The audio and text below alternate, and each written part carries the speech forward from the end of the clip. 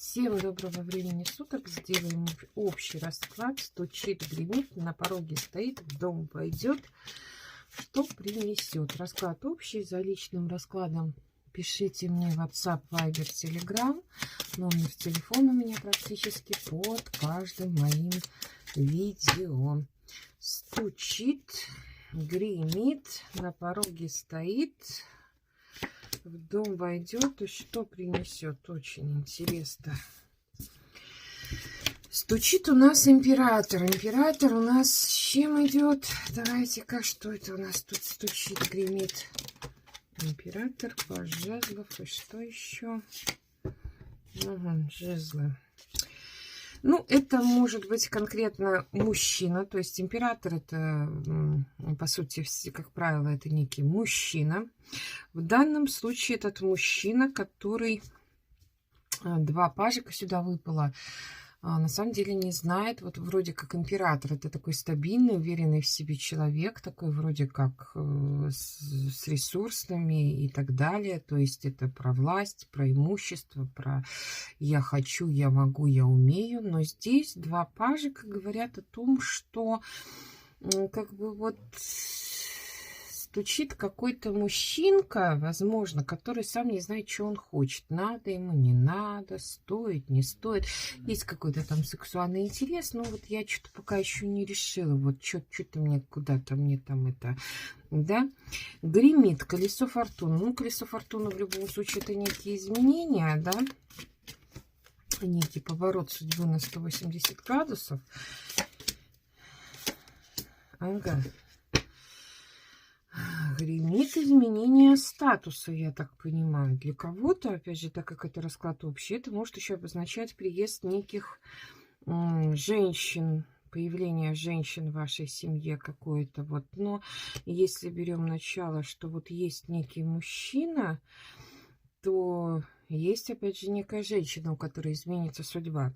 Возможно, этот мужчина принимает решение по поводу того, и переходит ли эта женщина, опять же, вот смотрите, как интересно получается по дополнительным картам. Здесь у нас паж жезлов, да, и паж пентаклей.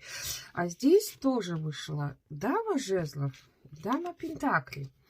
И у меня почему-то в голову такая мысль пришла, что вот этот вот император, да, на самом деле там вот действительно сидит и думает, и гадает, а переводить ли ему вот эту даму из жезловых, да, в пентаклевые. Ну, то есть русским языком это говорит о том, что не сделать ли эту даму своей женой. Вот в прямом смысле слова, да. Но тут у нас самое интересное, на пороге стоит какая-то башня. Давайте посмотрим, о чем эта башня. То есть какое же там резкое событие, да. Вот он сидит, он тут думает, он тут размышляет о некой женщине.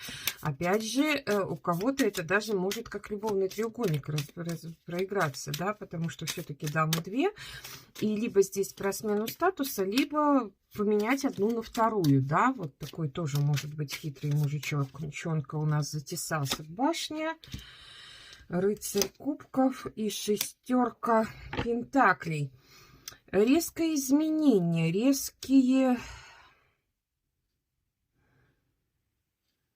Ага, я так понимаю, что ентот, если уж мы говорим о смене статуса женщины, то здесь ентот...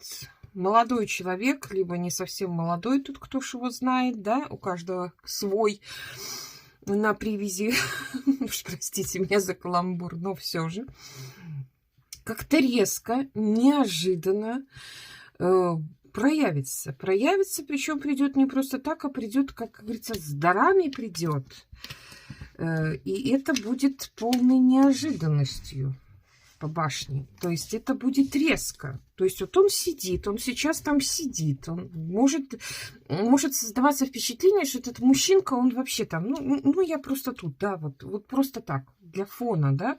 А на самом деле он там крутит, вертит, мутит, да. И что же, в дом войдет Иерофант. А Иерофант с чем?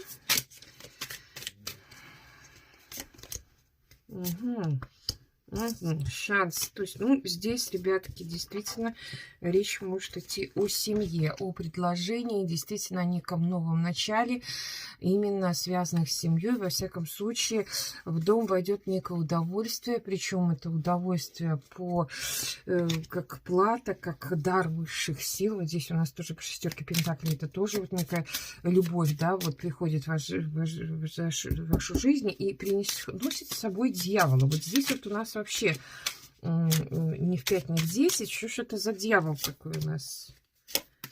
Ага. Ой-ой-ой-ой-ой-ой. Ну, что тут можно сказать, да? Вот смотрите, какая концовка вот расклада. А что принесет? Вы знаете, скорее всего, если брать общий вот вид расклада и вот эту вот концовку, мне почему-то в голову приходит такая мысль, что для кого-то это будет очень сильным искушением, это будет неким проверкой на то, чтобы не взять свое, либо наоборот не взять чужое, да. В любом случае, дьявол — это часто про проверку, это часто про искушение, про некое действительно, ну, то есть некую манипуляцию, некий обман и так далее. И вот по этим еще 2 картам, где человечек несет кучу всего, ему довольно-таки тяжело, а второй сидит и не принимает то, что вот у него вокруг него много, а он просто там обиделся и не это самое. Здесь может быть такая, в принципе, опять же, двоякая ситуация, потому что если смотреть на общий расклад, здесь вроде как все так интересно, да. Опять же говорю, кого-то, так как это расклад общий, это может проиграться как конкретно какой-то любовный треугольник. То есть есть 2 женщины, есть мужчинка, который тут играет туда-сюда этими мячиками, да, пентаклями, а куда мне, чего мне. И вот некая даже, возможно, ссора приведет к тому, что он, например, выберет вашу сторону, если вы женщина, да. И именно к вам войдет в дом именно с неким шансом, возможно, даже предложением, да, создать семью. Но это предложение может оказаться на самом деле ложью. Это предложение на самом деле может оказаться некой манипуляцией, с одной стороны, а с другой стороны, для вас это предложение может быть настолько так же, как это вот, да, по башне, как снег на голову, и вы настолько к этому не готовы, что для вас это будет искушение не в плане, что он вас обманет, а в плане том, что вам придется все-таки подумать о, ну, как это сказать, перешагнуть где-то даже через саму себя, может быть, или еще что-то. Во всяком случае, здесь эта карта, мне почему-то захотелось еще взять старшие арканы на эту карту, на дьявола. Посмотрите, он как-то вот такой вот интересный. Он тут, как говорится, ни в 5, ни в 10 в этот расклад не вкладывается, по сути. Да, выбор. Все-таки я права. Вы будете выбирать. То есть, да, вот мужчина переворачиваем на себя, а вот женщина конкретно, да, то есть тут нежданно-негаданно явится некто, кто где-то там сидел, вот так вот, да, вот, как говорится, игрался с надо, не надо, надо, не надо. Возможно, у кого-то, опять же, это как любовный треугольник, да, вот такого плана.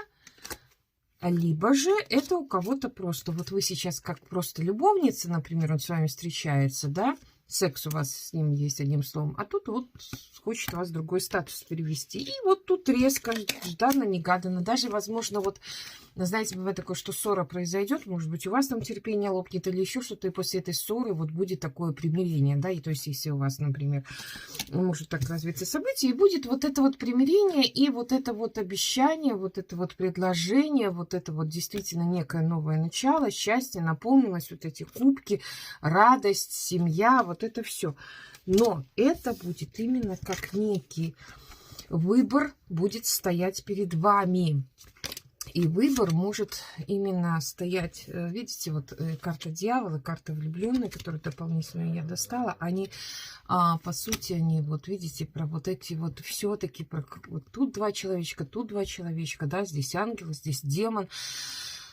Выбор будет какой-то перед вами, то есть принесет вот все эти события, принесет какой-то очень серьезный выбор. И здесь действительно вот...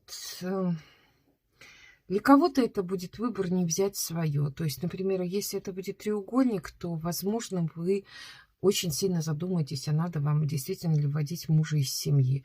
А если это просто человек, то вы можете задуматься, надо ли вам это в целом вообще.